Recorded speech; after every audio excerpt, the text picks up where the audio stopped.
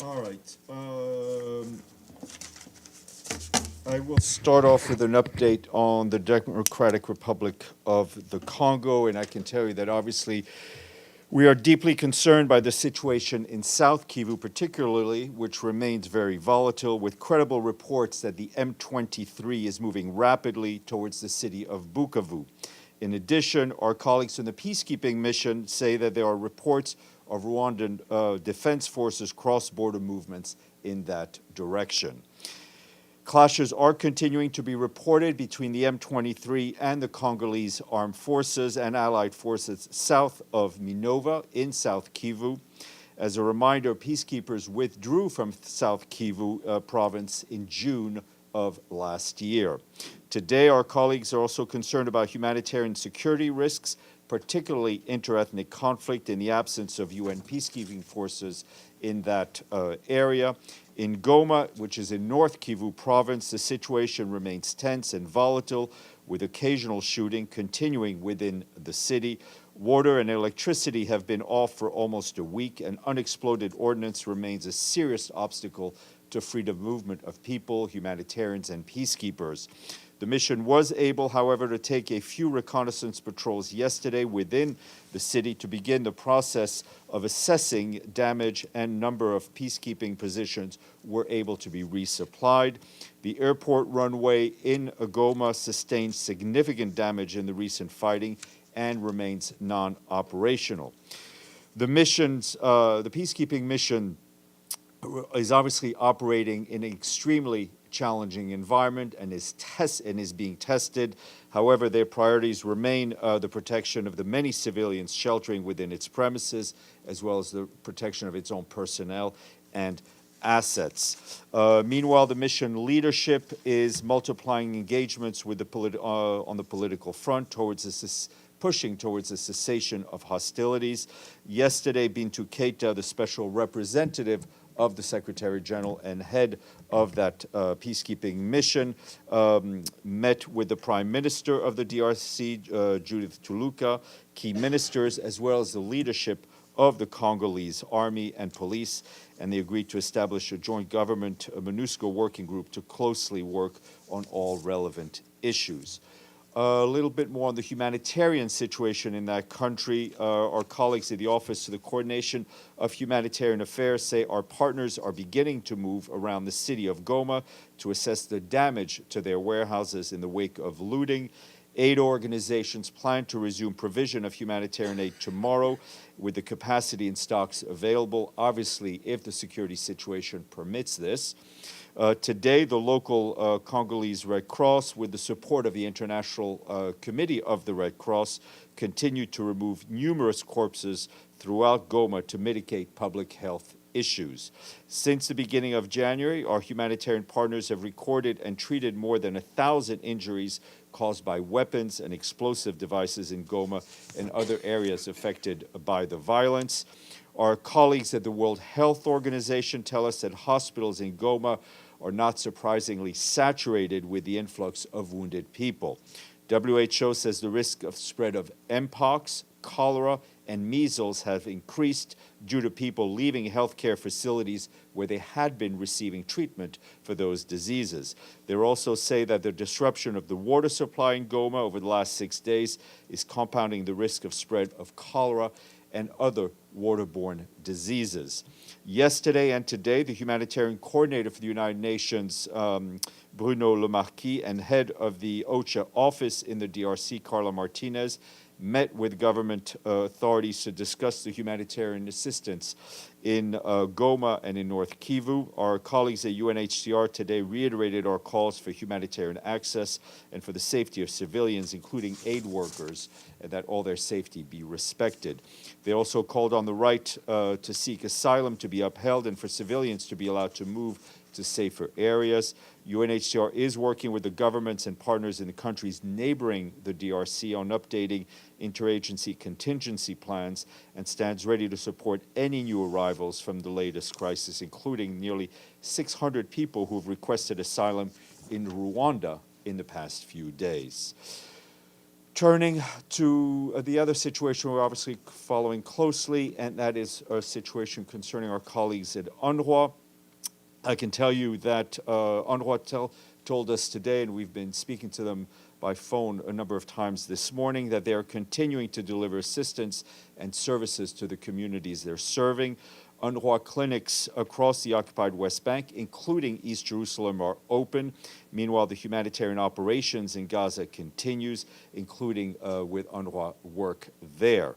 UNRWA says it is committed to staying and delivering.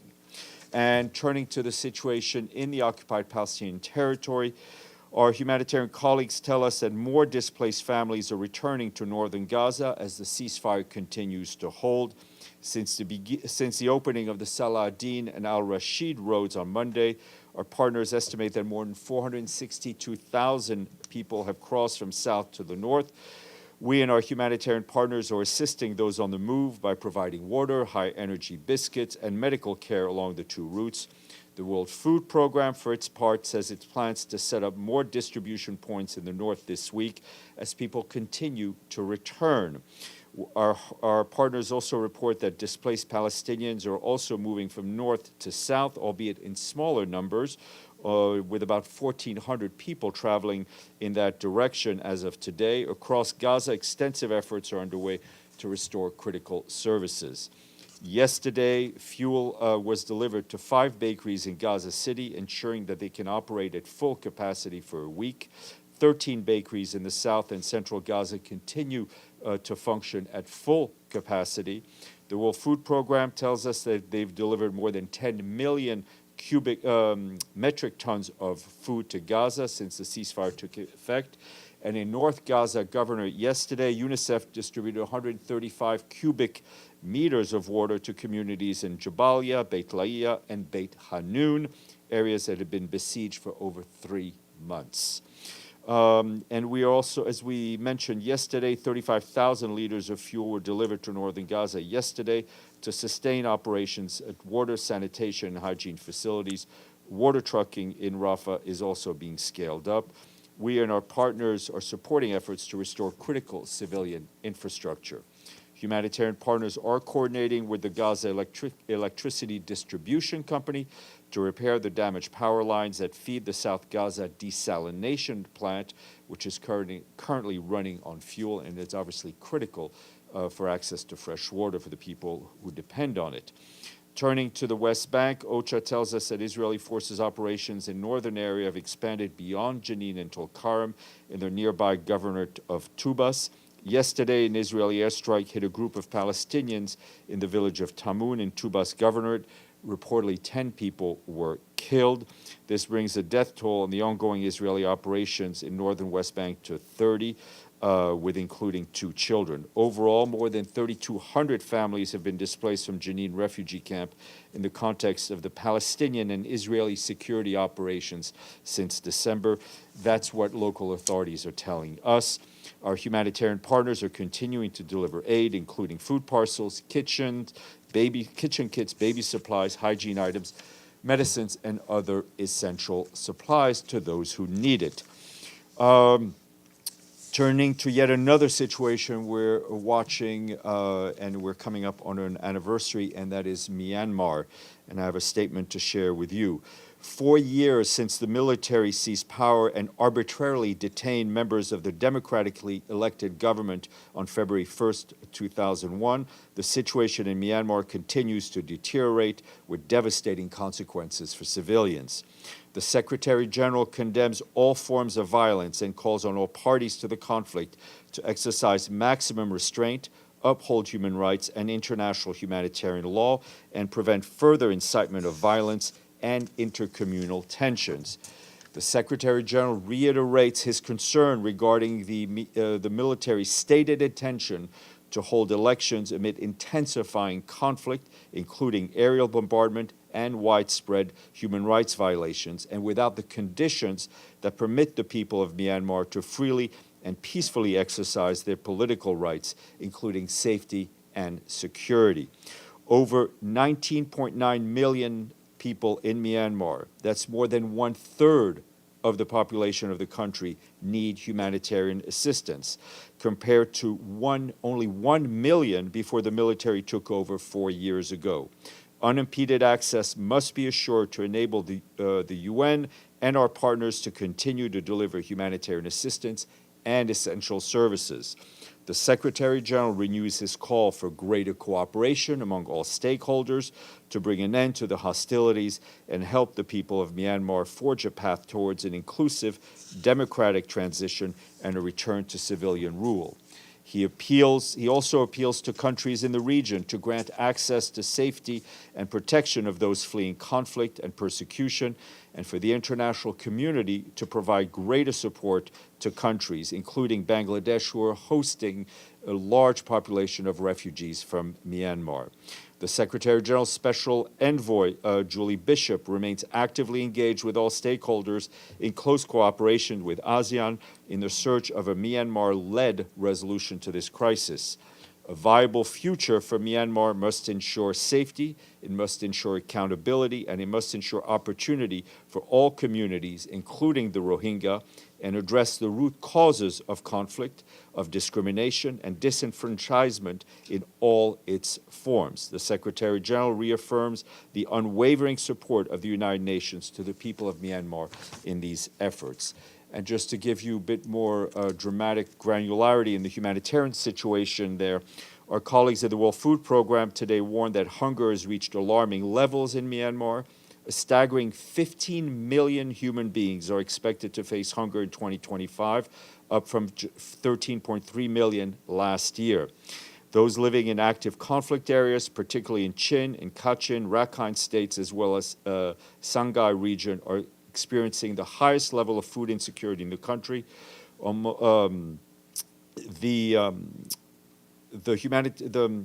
than 3.5 million people are displaced in Myanmar due to violence, a number projected to increase to 4.5 million in 2025 as conflict spreads to new areas. Food is their biggest need, but rapid inflation has made it unaffordable for many. The cost of basic staples, including rice, beans, oil, and salt, increased 30% just in the last year. The World Food Program aims to reach 1.6 million people in Myanmar with life-saving food, nutrition, and resilience building support in the coming year. And this morning, the Secretary General spoke at the meeting of the Peacebuilding Commission, telling ambassadors that our world is in trouble with spreading conflicts and widening geopolitical divisions, as you've just heard. He said that the Pact for the Future charts a course to reforming international cooperation, including by prioritizing prevention, mediation, and peacebuilding. And fundamentally, the Pact calls for strengthening the Peacebuilding Commission, he added. The Secretary General notes that this year's review of the peacebuilding architecture offers an opportunity to further advance these efforts and strengthen the role of the Peacebuilding Commission, namely in relationship to the Security Council, adding that the General Assembly's approval of assessed contribution for the Peacebuilding Fund marks an important step, but it's still a far cry from the quantum leap of $500 million per year that is needed. This morning, our Special Envoy for Syria, Geir Pedersen, briefed the Security Council in close consultation. He did so from Syria. He remains in Damascus, and his engagements these past few weeks, including discussions with the caretaker authorities, as well as Syrians from various political groups, women's groups, civil society, experts, and individuals from diverse regions and backgrounds. Additionally, he continues to engage with a wide range of interlocutors from relevant states. Regarding the transitional developments, Mr. Pedersen took note of the announcement from Damascus, and I can tell you that he remains actively engaged on the ground, closely assessing developments and consulting these matters. We continue to support a credible inclusive, Syrian-led and Syrian-owned political transition that addresses the legitimate aspirations of the Syrian people in accordance with the core principle of Security Council Resolution 2254. That includes transitional governance, the drafting of a new constitution, and the holding of free and fair elections. Meanwhile, on the ground, the humanitarian situation in Syria remains dire. We and our partners are continuing to support the humanitarian response as security allows. OCHA is telling us that between November 27th and 27th of January, 3.3 million people across Syria received bread, while over 418,000 people were reached with other food aid, including ready-to-eat rations and hot meals. Our partners are working in health, continuing to support the response, including by deploying mobile medical units and support for critical medical cases in collective centers, hosting displaced people and in the governorates of Raqqa, Al-Hasake, and eastern Aleppo. But the needs are indeed immense. Our partners report that health facilities across the country are affected by structural damage and lack of funding. At the same time, the lack of public services and persisting economic challenges across the country continue to take a toll on communities and the humanitarian response. Many households are unable to put food on the table because of reduced purchasing power and limited employment opportunities. That is true especially in rural areas. And in Sudan, WFP tells us that more food and nutrition assistance is on the way to Wad Midani in Al Jazeera state. In just weeks, the food agency delivered food for nearly 50,000 people in the city who are at risk of famine. It is said that this is how quickly it can ramp up to aid the Sudanese people if a safe passage is provided. In other areas of Sudan, intensified fighting and the arbitrary obstruction of humanitarian convoys are hindering the fast and consistent movement of desperately needed aid. Just last month, the convoy crossing at Adre in Chad and heading for Darfur took 3 times longer to reach its destination. That was due to interference, just as needing to obtain new clearances and needing additional inspections. It finally reached its destination earlier this week, but it took the convoy 6 weeks after its departure to reach its destination for a journey that normally would take a maximum of 2 weeks. We call over and over again on all parties on the ground in Sudan to remove all unnecessary barriers and obstacles that are preventing our humanitarian response to the growing hunger crisis in the country. The neutrality and independence of aid workers and humanitarian work must be respected. WFP is working to expand food and nutrition assistance to millions more people across Sudan, but it's without guarantee of safe passage and humanitarian assistance. Hard to reach and famine-struck areas, this task will be much more difficult. And on Ukraine, our humanitarian colleagues are telling us that an attack in the residential areas of Sumy overnight resulted in a number of fatalities. That's what local authorities and humanitarians on the ground are telling us. Humanitarian partners mobilized an emergency response, complementing the efforts of first responders and the authorities. They delivered materials to cover damaged windows and provide meals and psychological first aid to residents who lost their homes.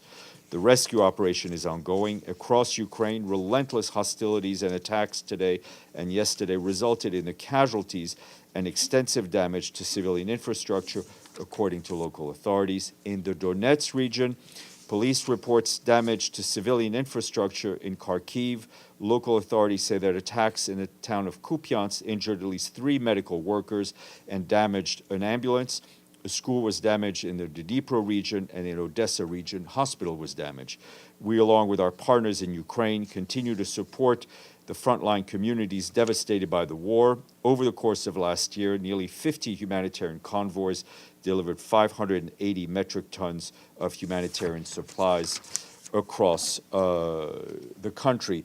And lastly, on a tragic note much closer here, we're of course devastated by the news of dozens of people having been killed following the tragic collision of a civilian plane and a military helicopter over the Potomac in Washington. We're aware of reports that in addition to American citizens, there are other citizens of other nations, notably the Russian Federation among the casualties. We extend our condolences to all those who have lost loved ones. Edie. Thank you, Steph. On UNRWA, can you give us some details of what, if anything, happened at the 2 UNRWA facilities in East Jerusalem that Israel specifically ordered to be closed today? I mean, what I know from the conversations I've had is that there is very little news to report. There was in front of our headquarters in Sheikh Jarrah area, there was a small demonstrations early this morning that disbanded very quickly. I mean, what my colleague told me is that there were more reporters than demonstrators. The building continues to fly the UN flag. As I mentioned, I think in answer to Gabriel or Benno yesterday, we had taken precautions. All the equipment inside, files, computers, everything had been removed, our vehicles as well, and of course some 24 UNRWA international staff whose visas had were no longer valid have left for Jordan, I believe. So just to clarify, so there were national staff from UNRWA who were actually in the facilities, and the Israelis made no attempt to take them over? My understanding is that the headquarter building is empty of staff. There's some security guards, civilian, unarmed local security company that we contract with that are there. But the UNRWA staff is doing what it should be doing, which is working in the clinics and other places they work in the region. Deji. Yes, a follow-up on UNRWA. Just a further clarification. You said that the headquarters of UNRWA in East Jerusalem now has been emptied with staff. So where are the people working from to? They've moved to other locations in the occupied West Bank, where some are working from home. So UNRWA said they have not received any official communications from Israel how they would implement that. I mean, bills. I think that's been. There was a long exchange yesterday with some of your colleagues here in this room. That remains the same. So, okay. Which means you said those international staffers, their visas has been, the visas were expiring. They were, I think they all expired. No new visas. They all expired yesterday. The ones that were working in East Jerusalem, so they left. One more question on Syria. Mr. Geir Pedersen was in Damascus. He is in Damascus. Okay, he is in Damascus. He is still communicating with the de facto authorities. Now, since al-Assad has been removed, we still see, I think, a little process in the political front. What does Mr. Pedersen think would be the reason there? Look, Deji, I think that's an analysis question. I mean, we can only go through by the consultations we're having, and I think I briefed on what Mr. Pedersen, the highlights of what Mr. Pedersen shared with the Security Council. It is obviously, and to state the absolute obvious, it is a country that is going through turmoil, right? Both political and humanitarian. Our aim is to move along based on the core principles of Resolution 2254, which I've repeated often. Sherwin. Stéphane, the Rwandan Foreign Ministry this week said that the ongoing conflict in eastern DRC, particularly the recent heavy fighting around Goma, was triggered by constant violations of the ceasefire by the Congolese armed forces, the FARDC, in coalition with UN-sanctioned genocidal militia, the FDLR, European mercenaries, ethnic militias, Wazalendo, Burundian armed forces, Sami DRC forces, as well as MONUSCO troops. How do you respond to that allegation? I can tell you that MONUSCO troops are not involved in ceasefire violations because they are not a party to the conflict.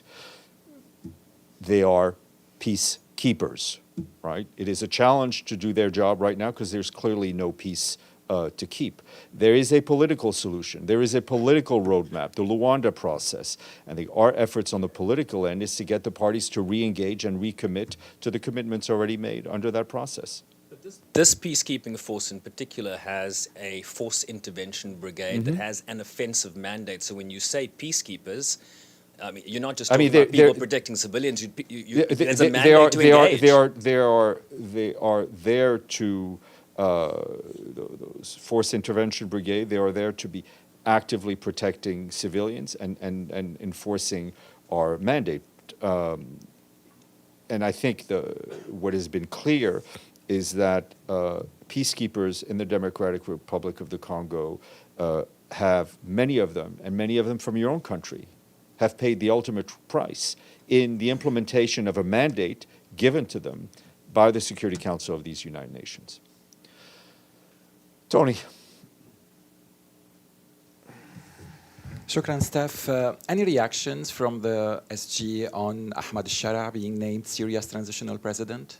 Well, I mean, I think the reaction is what I just read out from Mr. Pedersen, taking note of the events. You know, we're not in the business of recognizing governments. That's a matter for intergovernmental bodies to decide.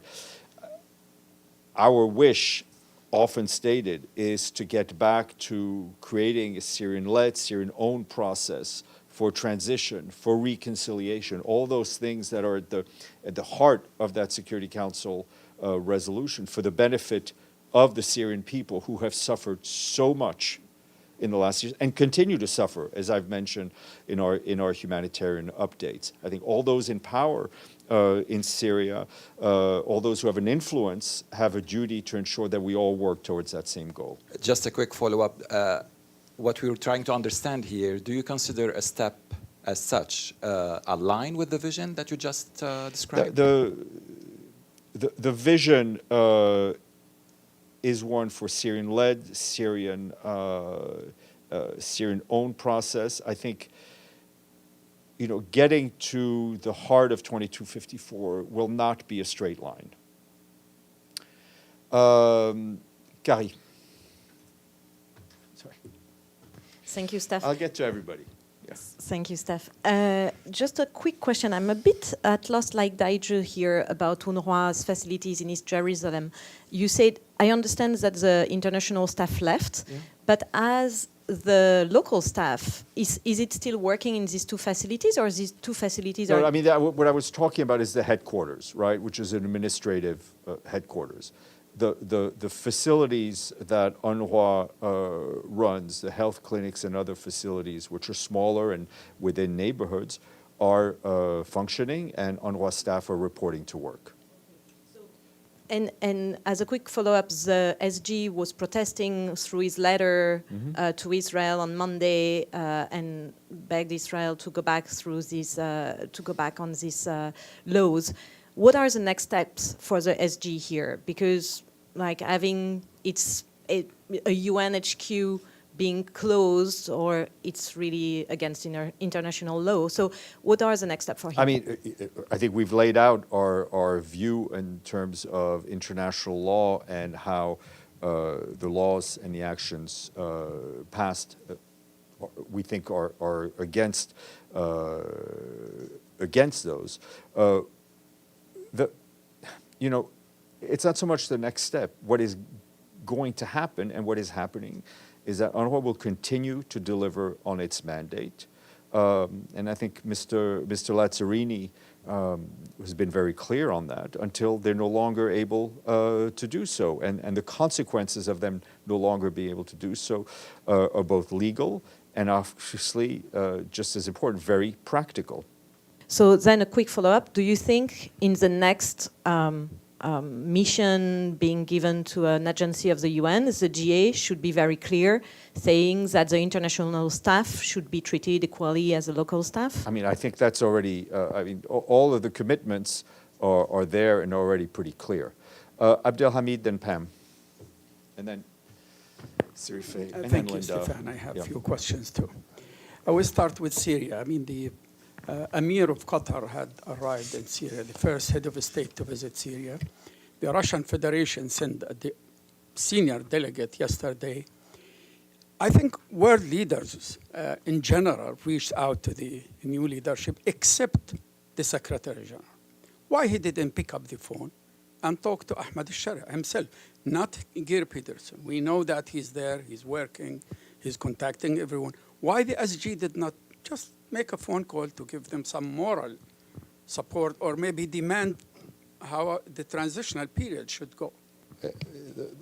Secretaries General, I mean, the Secretary General is engaging through Mr. Pedersen through private diplomacy, through engaged diplomacy. Mr. Pedersen, as you know, has been there for I think more than 2 weeks. He's going to be there for some time. When the circumstances are right, when the time is right, there may be an upgrade, as you could say, in the level of contact. My second question.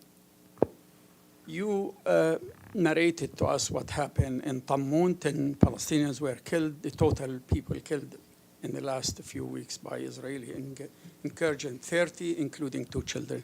But we haven't heard your opinion about the SG's opinion. You just told us the news, which we all know about. We've consistently expressed our concern and condemn the death of any civilians and attacks on civilian infrastructure. Faddale. Thank you. Faddal, sorry. Sorry, yeah. I'm going to fire Shireen, my Arabic teacher. 2 Palestinians died in jail, Muhammad al-Asali and Ibrahim Ashur.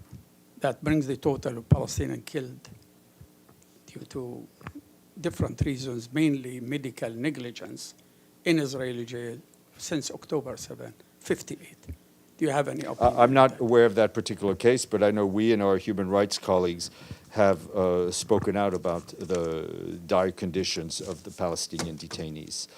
I can't remember. Pam, and then. Thanks, Steph. There's some very recent reports in the last few hours about an Ebola case in Uganda. Do you have any concern about leadership of WHO and funding for WHO without U.S. being in the organization? We have no concern about the leadership of WHO. Obviously, it will have. They will be funding challenges, and I haven't heard about the particular case of Ebola, but clearly the critical and central role of the World Health Organization in managing and controlling the outbreak of such deadly viruses is critical. Sarife. And then Thank you, Stéphane. I have a question on a different topic.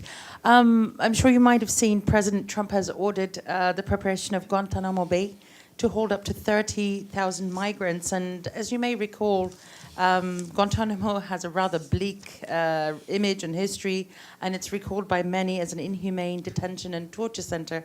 So how does the UN react to this order from President Trump? Well, I mean, we've seen we've seen comments that this may actually happen. I mean, our position remains the same because we have seen other countries sort of offshore these types of issues, and it's crucial that any measures taken when it relates to mitigating migration, to asylum seekers, respect the fundamental rights to seek asylum, as well as the full respect for the dignity and rights of migrants. Yes, Linda, and then we'll go to the back. Thank you, Steph. Earlier this week, when there was concern that the U.S. was going to, pause foreign aid, and the SG obviously said he was very concerned about it. But in a UN news article, by the UN Information Division, it said that more than 40% of all humanitarian aid accounted for by the UN during 2024 was American. I know America. Sorry, say again. It said, I just read it, I have it. More than 40% of all humanitarian aid accounted for by the United Nations during 2024 was American aid. I mean, more than 40% is astronomical. I mean, it's way, it's at least 50%, if not more, than its assessment. Given, and of course, you earlier today, and there are all these crises going on around the world. I mean, is it prudent for the UN to be so dependent on one country in the sense that is the UN looking to others to ask them to be more generous as well, to make up for anything like this? Our appeal for every member state that has the ability to give to our humanitarian appeals is consistent and it is loud. The fact is that the United States has been a leader and remains extremely generous in its contributions to the UN's humanitarian work. But I can tell you, from having been here quite some time, it's not from not knocking on many doors of many capitals asking for money at a time when the humanitarian needs of the organization have never been greater, right? So we've spared no effort. The fact that the U.S., according to data, provides that 40% is not, in a sense, it's not the UN's fault, right? Because we would like others to step up. We would like to diversify our base, and we're very thankful for that U.S. generosity, but we would like to see other countries do the same. Yes, right in the back, and then Thank the you, front. Steph. It's Eric with Kyoto News. Yep. So I have two questions on Myanmar. First, on the statement. From the point of view of the Secretary General, so he thinks the military's plans to hold the election should not go forward. That's correct. That would be a correct interpretation. All right. Not given the climate of violence, of internal displacement, of, you know, there is a situation on the ground which would make it extremely difficult for people to be able to participate in an electoral process when they're hungry, when they're forced to move from their homes, right? To just state two obvious reasons. And second, today there's consultations being held in the UN Security Council. What will the UN briefers say On Myanmar? I will get you an update on that. Okay. Thank Okay. you. Margaret, then Michelle, then Stefano, then Sinan, and then we'll go to the screen with Prince Elatina and Mike, who I will not forget today. Go ahead, please, Just Michelle. following up, Eric, is Julie Bishop here in person? It's a very valid question, which I will try to get an answer to, Okay, and hopefully then, before the end of this torture session.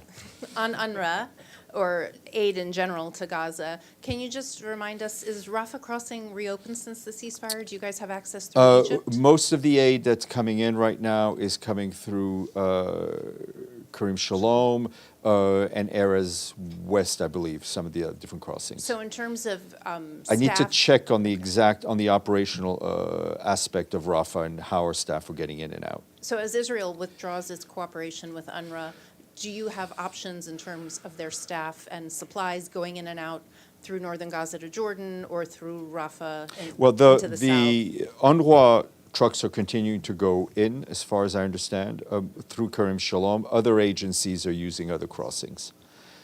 Michelle Nichols, Reuters. So on that note, Israel is communicating, I guess, via other agencies? Because they said they're not going to talk to UNRWA? I can only tell you what is going on. And from my understanding, from my conversations with colleagues at UNRWA, is that they're continuing to do their work. So nothing's changed. That would I would leave that to journalists to do a compare and contrast from yesterday to today. Okay, and when's the SG going to come and do his press conference? I mean, he's upstairs. Stefano. Thank you, Stéphane. About comparing a contrast. What the Secretary General had been, he issued a statement about what's happening in the DRC, but he, at least to me, seems like he's not acting toward the Security Council like he did in the past, for example, with messages, letters, when we were just talking about Burma, when he was very, he was afraid that something, that genocide or violence, extreme violence could have happened. So the question is, I thought the situation is pretty bad, but does the Secretary General think that at the end of all of this, there is just, a military occupation by these rebels of a city and maybe another city, but it's not so, the life of the civilian is so much in danger. At the end of all of this, we want to see a return to the political process, right? All of these issues, and I don't think you were here, but I said this the other day, that the problems in the Eastern DRC have been going on for decades, right? For as long as I've been at the UN and before, as we all know. They're not going to be solved in a day. They're going to be solved through a political dialogue. They've been efforts after efforts, right? Right now we have the Rwanda process, and we want people to return to it. The Secretary General has been actively engaged. He spoke to President Kagame. He spoke to President Tshisekedi. He's speaking a couple of times a day to his representative, both in Kinshasa and to our representative in Goma, as is Mr. Lacroix. I think different issues are different places within the Security Council. I mean, this is a peacekeeping mission that is there at under the authority and the mandate of the Security Council. So just to clarify, exactly what I think, from your reaction in the last few days, it seems that at the end he's not so preoccupied like it would have been in other situations. I would disabuse you of thinking that he's not preoccupied. On the contrary. Okay, let's go to the screen. Let's go to Prensa Latina, and then we'll go to Mike. Thank you, Steph. My question is different topic. On January 14, former U.S. President Joseph Biden removed Cuba from the list of state sponsors of terrorism, based on the consideration of several state agencies, which ratified that Cuba has not engaged in any action of this kind. However, 6 days later, on his first day as president, Donald Trump decided to put Cuba back on that list without presenting any new evidence disregarding the war and criteria of the state agencies. My question, isn't this contradictory and harmful for the international fight against terrorism? Doesn't this make this unilateral listing even more questionable, considering that the Secretary General has recognized that Cuba's behavior in some mediation process, including that of Colombia, is not what one would expect from a country accused of sponsor terrorism?